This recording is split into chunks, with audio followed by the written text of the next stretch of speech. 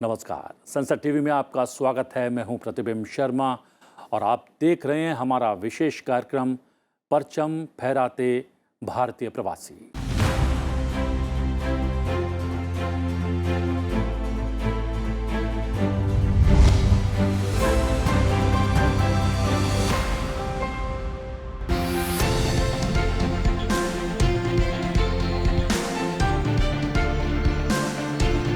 वतन की मिट्टी की खुशबू को मन में बसाए मेरे प्यारे भारतीय भाई और बहनों,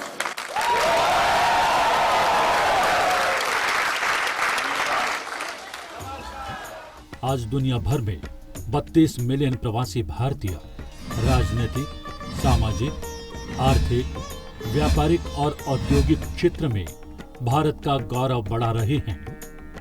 अमेरिका में 44 लाख, ब्रिटेन में 17.6 लाख, संयुक्त अरब अमीरात में 34 लाख, श्रीलंका में 16 लाख, दक्षिण अफ्रीका में 15.6 लाख, सऊदी अरब में 26 लाख, मलेशिया में 29.8 लाख, म्यांमार में 20 लाख, कनाडा में 16.8 लाख, कुवैत में 10.2 लाख भारतीय रह रहे हैं। फिजी और सूरीनाम जैसे देश तो छोटे भारत का स्वरूप ले चुके हैं।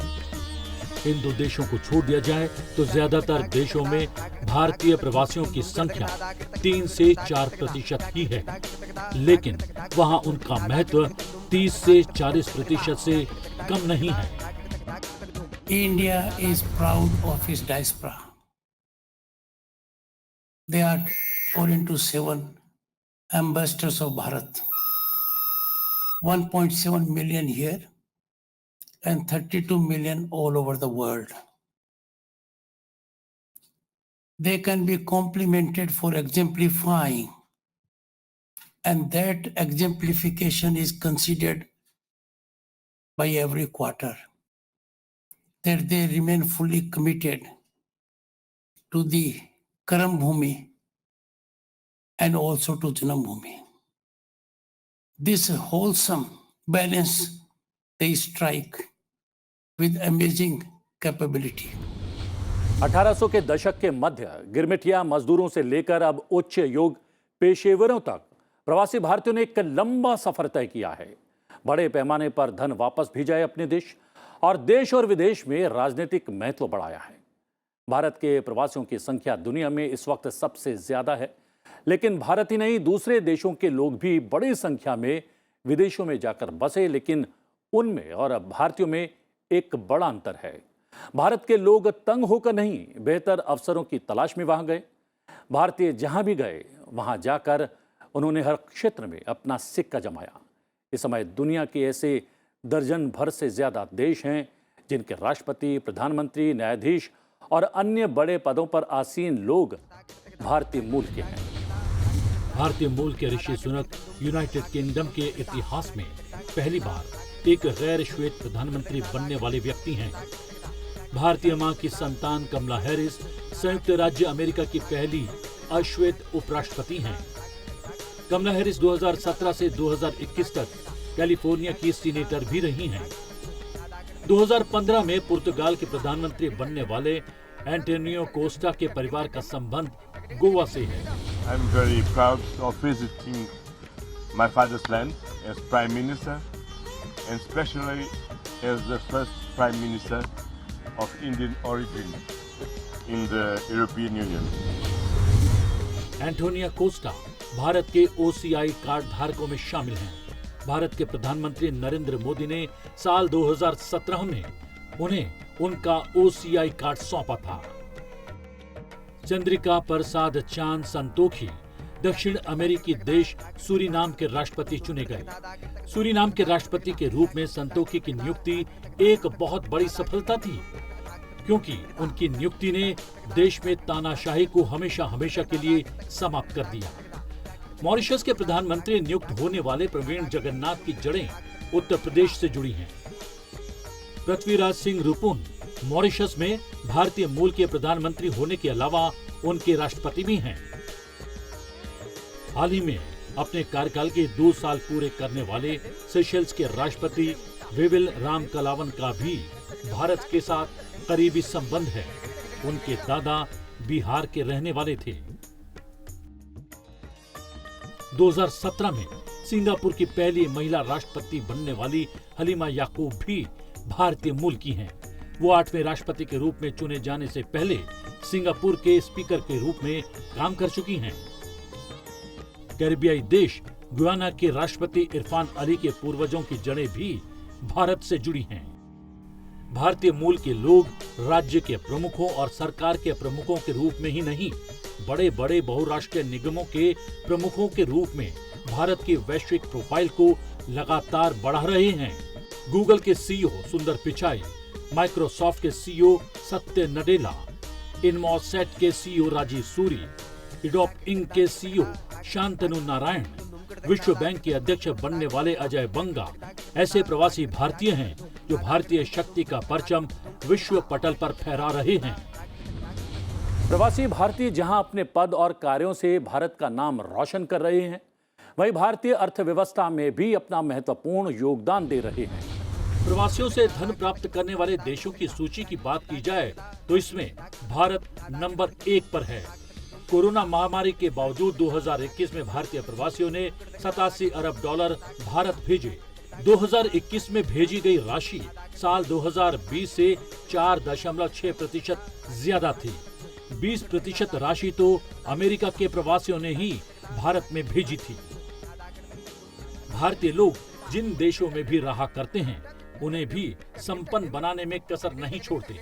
भारत के लगभग 5 लाख छात्र जो विदेशों में हर साल पढ़ने जाते हैं, वो भी उन देशों की आय को लगातार बढ़ा रहे हैं। If we examine the situation, friends, from a global perspective, our DNA is so strong that there is no challenge to our intellect at a global level. Wherever we go, we perform amazingly well. And this is not only limited to the student section. When they graduate into a next level, their impact is being felt everywhere. किसी भी देश के प्रति उसके नागरिकों का विश्वास तब बढ़ता है जब उस देश का नेतृत्व उनके हितों का ध्यान रखता है। प्रवासी भारतीयों के प्रति भारतीय नेतृत्व की सजगता, चिंता और सहायता का भाव ही है कि दुनिया के किसी भी कोने में रहने वाले भारतीयों के मन में अपनेपन का विश्वास है। वर्ष 2014 में जब बीजेपी सरकार सत्ता में आई और नरेंद्र मोदी देश के प्रधानमंत्री बने, तब से भारत का जोर विदेशी नीति को एक नई दिशा देने और प्रवासी भारतीयों में शक्ति का संचार करने में रहा है। 2014 में अमेरिका की उनकी पहली यात्रा के दौरान लगभग 20,000 एनआरआई यानी प्रवासी भारतीय न्यूयॉर्क के मेडिसन स्क्वायर गार्डन में एकत्रित हुए। मैं बहुत भाग्यशाली हूं कि मेरे देशवासी जिन्होंने हजारों मील दूर यहां रह करके भारत की इज्जत को बढ़ाया है,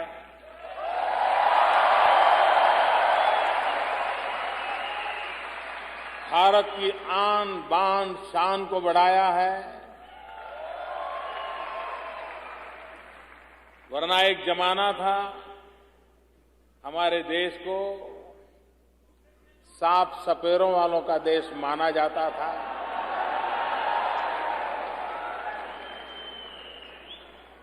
अगर आप न होते, हमारे देश की युवा पीढ़ी न होती,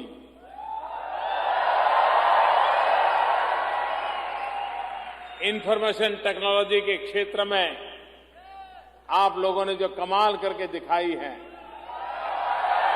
वो न होता तो आज भी दुनिया शायद हमें सांप सपेरों वालों का ही देश मानती।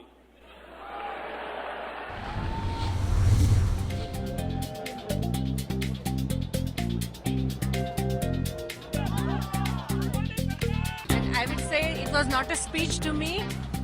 He was so honest, and I think he will do what he is saying. I mean, there's a lot of confidence. All over world, people are having hope from Modi कि किस तरह से G8 की जगह G all करके और सारे विश्व का विकास करके और हम आगे बढ़ें। The food park seems like a very great idea to me, which will hopefully bring lot more employment and provide good food to rural areas. So I'm looking forward to that project that he is supposed to begin very shortly. And then I'm also interested in the cleanliness effort that he is supposed to start on October 2nd, which I think would be a great change for India. We love his approach. We love this. He wants to end bureaucracy, make India a livable place. We welcome his ideas, and I think this kind of response to the younger population of international audience has given him is very, very overwhelming. He's covered up the grassroots level, the people of India. Clean India. Clean I India love is the main thing. Clean Ganges, main thing, because India needs a lot of cleaning, and that's the first thing he has started, and he has brought it up, and that is what will bring everybody together. मुझे सबसे अच्छा लगा कि हम दूर रहते हुए भी एक हैं. I hope the Make in India brings lots of investors to make India more happening and more. We could feel the global presence of India everywhere. Hip hip hooray, hip hip Modi, God bless India. 2015 में Britain यात्रा के दौरान London में प्रधानमंत्री मोदी ने Wembley stadium में 60,000 की भीड़ को संबोधित किया। मेरे प्यारे देशवासियों, मैं आपको विश्वास दिलाता हूं, जो सपने आपने देखे हैं, जो सपने हर हिंदुस्तानी ने देखे हैं, वे सपने पूरे करने का सामर्थ्य भारत में है, ये मैं भली भांति अनुभव कर रहा हूं।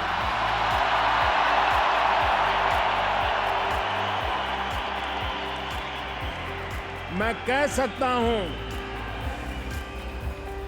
कि भारत को गरीब रहने का कोई कारण नहीं है।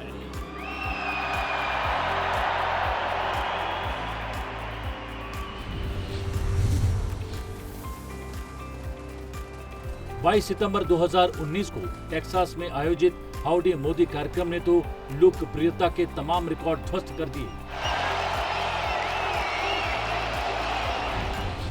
You had introduced me to your family in 2017,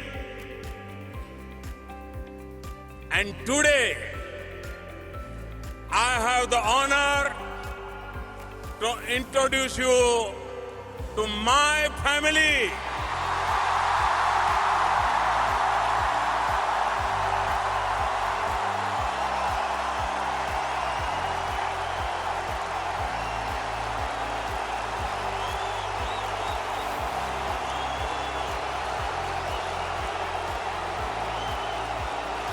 Over 1 billion Indians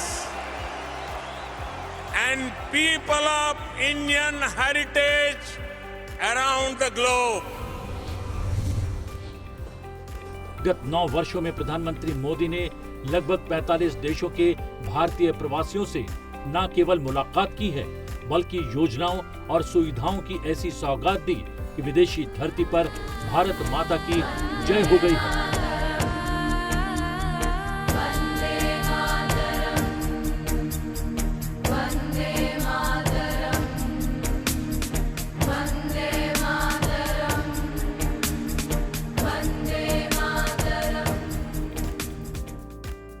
प्रवासी भारतीयों को जोड़ने में प्रधानमंत्री मोदी और उनकी सरकार की नीति 4C केयर अर्थात देखभाल, कनेक्ट यानी जुड़ाव, सेलिब्रेट यानी जश्न और कंट्रीब्यूट अर्थात योगदान पर आधारित है। इसके लिए कल्याणकारी योजनाओं और गतिविधियों को बढ़ाकर और प्रवासी भारतीयों की भागीदारी को गहरा करके सभी पहलुओं में काफी निवेश किया गया है।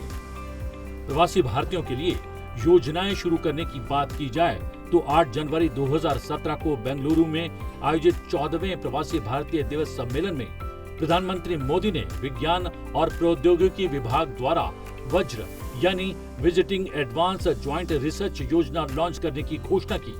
योजना का उद्देश्य अप्रवासी भारतीय वैज्ञानिकों को भारत में अनुसंधान और विकास कार्यक्रम से जोड़ना है। प्रवासी बच्चों के लिए छात्रवृत्ति कार्यक्रम SPDC की शुरुआत की गई। इसका उद्देश्य प्रवासी भारतीयों के बच्चों को भारत की उच्च शिक्षा सुलभ कराना और भारत को उच्च शिक्षा के केंद्र के रूप में परिवर्तित करना है। भारत को जाने कार्यक्रम की बात करें तो इसका उद्देश्य 18 से 26 आयु वर्ग के प्रवासी युवाओं को देश के विकास और उपलब्धियों से परिचित कराना और उन्हें उनके मूल देश से भावात्मक रूप से जोड़ना है। भारत का अध्ययन कार्यक्रम के अंतर्गत प्रवासी भारतीय युवाओं को भारत के इतिहास, विरासत, कला, संस्कृति, सामाजिक, राजनीतिक, आर्थिक विकास से परिचित कराने के लिए भारतीय विश्वविद्यालयों में लघु अवधि के पाठ्यक्रम शुरू किए गए। प्रवासी बच्चों के लिए छात्रवृत्ति कार्यक्रम की भी शुरुआत की गई। स्नातक स्तर की शिक्षा प्राप्त करने के लिए 100 छात्रों को प्रतिवर्ष प्रति छात्र $4000 तक की छात्रवृत्तियां प्रदान की जाती हैं। प्रवासी भारतीय बीमा योजना के तहत विदेश गमन की अनुमति मिलने के बाद रोजगार के लिए विदेश गए प्रवासी भारतीयों की मृत्यु या विकलांगता पर नामित आधिकारिक व्यक्ति को 10 लाख रुपए का जीवन बीमा दिया जाता है। महात्मा गांधी प्रवासी सुरक्षा योजना का उद्देश्य विदेशी भारतीय कामगारों को बढ़ावा देना और सक्षम बनाना है। इसके अतिरिक्त वापसी एवं पुनर्वास की सुरक्षा, उनके पेंशन की सुरक्षा और प्राकृतिक मौत की दशा में जीवन बीमा लाभ दिलाने में सरकार के द्वारा मदद प्रदान करना है। देश से भारतीय प्रवासियों का जुड़ाव और बढ़ता प्रेम सिर्फ योजनाओं और सुविधाओं के कारण नहीं है, बल्कि प्रवासी भारतीयों पर जब जब कोई मुसीबत पड़ी या आफत आई, भारत सरकार ने उनकी बढ़ चढ़कर सहायता की। भारत हमेशा अपने नागरिकों की मदद करने में भी सबसे आगे रहा है, चाहे वो इराक या यमन में संघर्ष क्षेत्र हो या प्राकृतिक आपदा से प्रभावित किसी अन्य देश से हो। कई बार हमने विदेशी नागरिकों की भी मदद करके दुनिया के लिए एक मिसाल कायम की है। पिछले 4 वर्षों में विदेशों में संघर्ष, प्राकृतिक आपदाओं और अन्य चुनौतीपूर्ण स्थितियों से प्रभावित 1,01,337 भारतीयों को सरकार द्वारा बचाया गया है। जब भी C-17 किसी दूसरे देश में उतरता है, लोगों के अंदर एक उत्साह होता है कि भारत आ गया है, भारत की फौजें आ गई हैं, अब मदद ज़रूर मिलेगी। देखिए, काम सब करते हैं, बट अगर कोई वो भी प्रधानमंत्री जैसा शख्स अगर आकर आपको प्रोत्साहित करे इस चीज़ के लिए, तो डेफिनेटली आप सबका मनोबल बढ़ता है और आप लोग हमेशा तैयार रहते हैं आगे से फिर से ये काम करने के लिए। एयरपोर्ट से हम वापस आ रहे थे तो हम सबके आंखों में आंसू थे कि हम वहाँ जो लोगों के साथ बॉन्ड बनाया उनसे जुदा हुए हैं, तो उनको छोड़ते हुए हमें दुख हो रहा था, क्योंकि हमें लग रहा था कि हमारे बहुत ही करीबी हैं। हमारे एयरक्राफ्ट के ऊपर जो नेशनल एम्बलम लगा था उसके नीचे सब लोग चाह रहे थे कि हमारा सेल्फी हो जाए। प्रधानमंत्री का तो मैं पर्सनली एडमायरर हूँ बहुत ही। उनका जो काम करने का तरीका है, उनका जो जितना वो मेहनत करते हैं, मैं सोचता हूँ कि मैं भी उनकी जैसा मेहनत कर पाऊँ अपने देश के लिए। हम लोगों को देखते ही लोग खड़े होकर के स्वागत करते थे और लोगों के आंखों में जो आंसू होते थे वो नज़र आता था कि हम लोगों के जो हमने काम किया है उनको कितना ज़्यादा एक्सेप्ट किया है।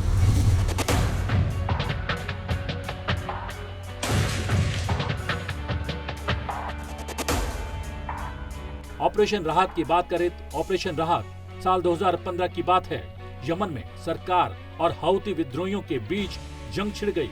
वहां हजारों भारतीय फंस गए। सऊदी अरब ने नो फ्लाई जोन घोषित कर दिया। तब समुद्री रास्ते से लोगों को बचाने का मिशन शुरू किया गया। एडन के बंदरगाह से लोगों को रेस्क्यू किया गया। बाद में वायुसेना और एयर इंडिया भी इसमें शामिल हो गई। 4,640 भारतीयों को इस ऑपरेशन के द्वारा बचाया गया। इसके अलावा 41 अन्य देशों के 960 नागरिकों को भी सुरक्षित निकाला गया। ऑपरेशन मैत्री नेपाल में भूकंप आने के बाद वहां पर लोगों को बचाने और वहां से भारतीयों को निकालने के लिए ये ऑपरेशन चलाया गया। 5,188 लोगों को सुरक्षित निकाला गया। 170 विदेशी नागरिकों को बचाया गया। इसके अलावा 785 विदेशियों को ट्रांजिट वीजा दिया गया।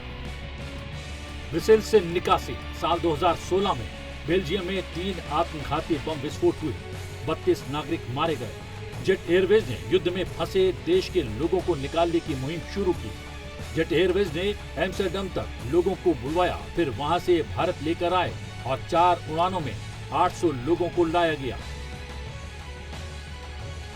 ऑपरेशन समुद्र सेतु साल 2020 की बात है। कोविड-19 फैल चुका था, पूरी दुनिया तबाही के रास्ते पर खड़ी थी।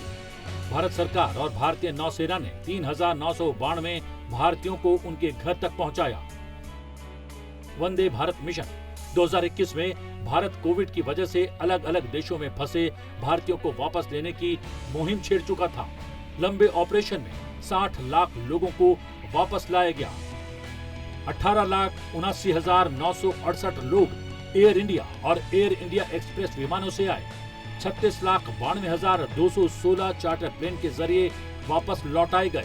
इसके अलावा 3,987 लोग नौसैनिक जहाजों से लौटे, जबकि 5 लाख से ज्यादा लोग जमीनी बॉर्डर पार करके भारत वापस लाए गए। ऑपरेशन गंगा साल 2022 रूस ने यूक्रेन पर हमला कर दिया। यूक्रेन में बड़ी संख्या में भारतीय छात्र और नागरिक फंसे थे। तब भारत सरकार ने ऑपरेशन गंगा की शुरुआत की। 80 उड़ानों के जरिए यूक्रेन के अलग अलग हिस्सों से 17,000 से ज्यादा भारतीयों को निकाला गया। भारत ऐसे सभी प्रवासी भारतीयों और नागरिकों को वापस लाने में कामयाब रहा जो विदेशी भूमि में फंस गए थे।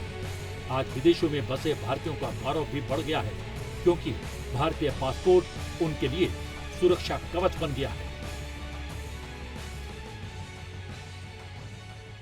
For making this operation Ganga successful, we also want to thank our Honorable Prime Minister Sri Narendra Modi for making this much effort for taking us safely back to India. Bharat Mata ki jai! Bharat Mata ki jai! Bharat Mata ki jai! जिन भारतीयों को 150-200 साल पहले बंधुआ मजदूर बनाकर Fiji, Mauritius और Suriname जैसे देशों में ले जाया गया था, आज उन्हीं देशों में भारतीय प्रवासी मुख्य भूमिका में हैं। इन देशों के अलावा भी अन्य देशों में मौजूद करोड़ों प्रवासी भारतीय उन देशों के सबसे शिक्षित, सभ्य और संभ्रांत नागरिक माने जाते हैं। अमेरिका के सबसे संपन्न वर्गों में भारतीयों का स्थान सबसे पहला है। भारतीय प्रवासी जहां रहते हैं वहां के जनजीवन से सामंजस्य बना लेते हैं। ऐसा वो इसलिए कर पाते हैं क्योंकि उनमें अपराधी प्रवृत्ति नहीं होती। वो जिस देश में भी जिस भी हैसियत से रहते हैं भारत की छवि चमकाते हैं। ये लोग हर साल भारत में अरबों डॉलर भेजते हैं। पिछले वर्ष 100 अरब डॉलर से भी ज्यादा राशि हमारे प्रवासियों ने भारत में भिजवाई है। दुनिया के किसी भी देश को, चीन तक को भी उसके प्रवासी इतनी राशि नहीं भिजवा पाते। इस समय दुनिया के अत्यंत शक्तिशाली और संपन्न राष्ट्रों में प्रवासी भारतीयों का डंका बज रहा है। उन देशों की अर्थव्यवस्था और राज्य व्यवस्था की भारतीय रीढ़ बन चुके हैं। विश्व के विभिन्न देशों में रहने वाले प्रवासी भारतीय कॉरपोरेट, मेडिकल और अनुसंधान के क्षेत्र को लीड कर रहे हैं। वहीं अपनी शक्ति और क्षमता से भारत के वैश्विक कद में भी लगातार वृद्धि कर रहे हैं। प्रवासी भारतीयों के समर्थन से संयुक्त राष्ट्र सुरक्षा परिषद में भारत की स्थायी सदस्यता एक वास्तविकता बन सकती है।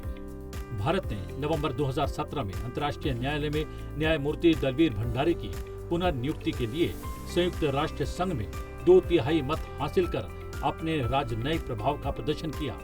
राजनीतिक दबाव, मंत्री स्तरीय और राजनयिक स्तर की पैरवी के अलावा भारत सुरक्षा परिषद की सदस्यता का समर्थन करने के लिए विभिन्न देशों में मौजूद अपने प्रवासी भारतीय समुदाय का लाभ उठा सकता है। प्रवासी भारतीयों ने अपने स्किल, परिश्रम और स्वभाव से जहां दुनिया भर में भारत का डंका बजा रखा है, वहीं भारत की सरकार के हृदय में उनके लिए विशेष स्थान है। ऐसा पद्म पुरस्कारों को प्रदान करने के दौरान भी साफ तौर पर नजर आता है। 2014 के बाद तो प्रवासी भारतीयों को पद्म पुरस्कार से सम्मानित करने की एक परंपरा बन गई है, जो समय के साथ और भी समृद्ध हो रही है। प्रवासी भारतीयों ने अपने स्किल, परिश्रम और स्वभाव से जहां दुनिया भर में भारत का डंका बजा रखा है, वहीं भारत की सरकार के हृदय में उनके लिए विशेष स्थान है। ऐसा पद्म पुरस्कारों को प्रदान करने के दौरान भी साफ तौर पर नजर आता है। 2014 के बाद से तो प्रवासी भारतीयों को पद्म पुरस्कार से सम्मानित करने की एक परंपरा बन गई है, जो समय के साथ साथ और भी समृद्ध हो रही है। 2014 में 7 प्रवासियों को पद्म पुरस्कार प्रदान किए गए, जिसमें 5 यूएसए से और एक जापान और बांग्लादेश से थे। 2015 में 6 प्रवासी भारतीयों को पद्म पुरस्कार से सम्मानित किया गया। पद्म पुरस्कार प्राप्त करने वालों में से 4 यूएसए के, 1 यूके का और 1 पुर्तगाल के प्रवासी का नाम सम्मिलित था। 2016 की बात करें तो 2016 में 5 प्रवासी भारतीयों को पद्म पुरस्कार प्रदान किए गए, जिसमें यूएसए के 2, यूएई, यूके और आयरलैंड के 1 प्रवासी भारतीय सम्मिलित थे। 2017 में 3 और 2022 में 5 प्रवासी भारतीयों को पद्म पुरस्कार से सम्मानित किया गया। हमारे प्रवासी भारतीय दुनिया को जोड़ने वाले एक जीवंत पुल के रूप में काम करते हैं। इस पुल को मजबूती प्रदान करने के लिए पूर्व प्रधानमंत्री अटल बिहारी वाजपेयी की पहल पर 8 से 9 जनवरी 2003 को भारत की राजधानी नई दिल्ली में प्रवासी दिवस मनाने की शुरुआत हुई। This is an era where we are increasingly confident. India has the largest diaspora in the world. Our endeavor is therefore to maximize support for them. India is changing in front of our eyes. We have a leadership that is providing both the vision and the guidance to emerge as a leading power. 2023 आते आते प्रवासी दिवस ने विराट रूप ले लिया है और पूरी दुनिया में फैले भारत के इन राजदूतों की विश्व में न केवल स्वीकार्यता बढ़ी है, बल्कि शक्ति और सामर्थ्य में भी इजाफा हुआ है। प्रवासी भारतीय आज आईटी और आउटसोर्सिंग में भारत की ताकत का विस्तार कर रहे हैं।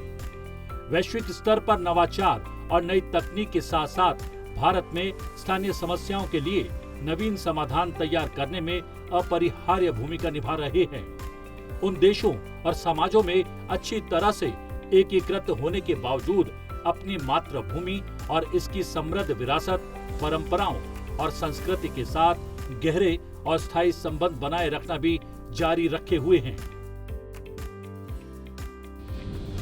प्रधानमंत्री नरेंद्र मोदी का करिश्मा, उनके भाषणों का जोश और विदेशों में रहने वाले भारतीयों के प्रति लगाव और विश्वास, जहां प्रवासी भारतीयों में कुछ कर गुजरने के जज्बे को मजबूत बना रहा है, वहीं प्रवासी भारतीयों का परिश्रम भारतीयों को देखने के दुनिया के नजरिए को भी लगातार बदल रहा है।